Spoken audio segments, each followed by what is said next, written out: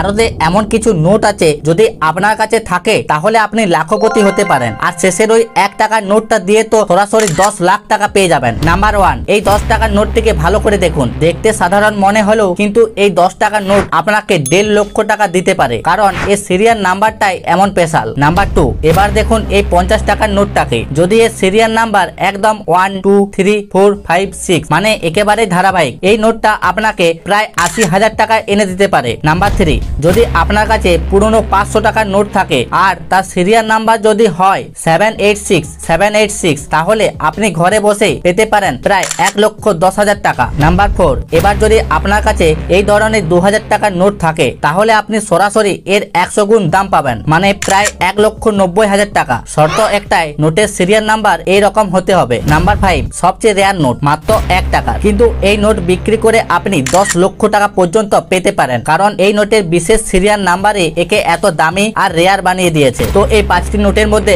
আপনার কাছে কোন নোটটা আছে কমেন্টে জানাবেন।